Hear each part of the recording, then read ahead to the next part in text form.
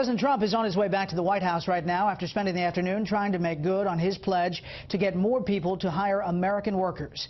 It comes on a uniquely American day, Tax Day, and many of your fellow Americans are right at this moment scrambling to get their returns filed and those checks in the mail. The president would like to do something about that, too. The question is when. Chief White House correspondent John Roberts joins us from the North Lawn tonight. Good evening, John.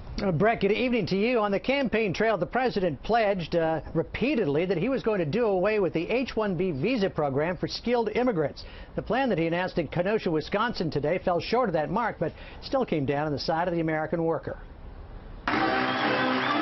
It is one of the central reasons President Trump won manufacturing-rich states like Wisconsin. His campaign promised to protect and create American jobs. I'm proud to announce that we are about to take bold new steps to follow through on my pledge to buy American and hire American.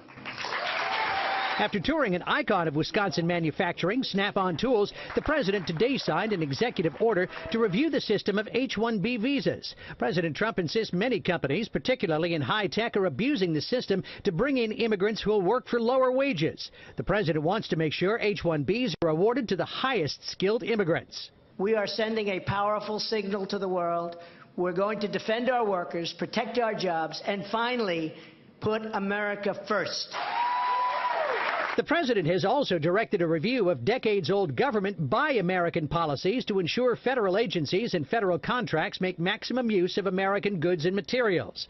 It also authorizes the renegotiation of trade deals if the agreements put the U.S. at a disadvantage. This historic action declares that the policy of our government is to aggressively promote and use American-made goods and to ensure that American labor is hired to do the job. While many workers applaud the move, the president's critics are crying hypocrisy, calling out the president's use of immigrant workers at his properties and manufacturing Trump-branded goods in China.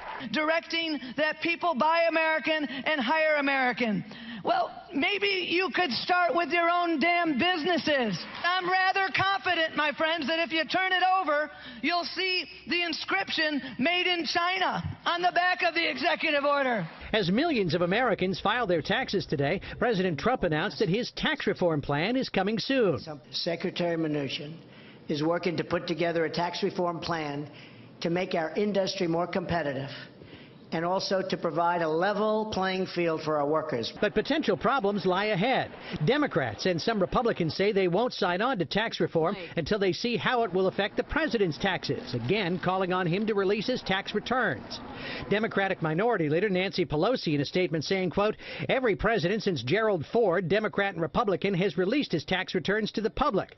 Who does President Trump owe? America needs to know. All roads lead back to the president's tax returns." The message from the White House: don't hold your breath. I think the president's view on this has been very clear from the campaign, and the American people understood it when they elected him in November. The chairman of the House Ways and Means Committee, Kevin Brady, is not among the Republicans calling for the president to release his tax returns, but Brady told Fox News today that there is a once-in-a-generation chance to reform the tax code and that it does need to happen this year.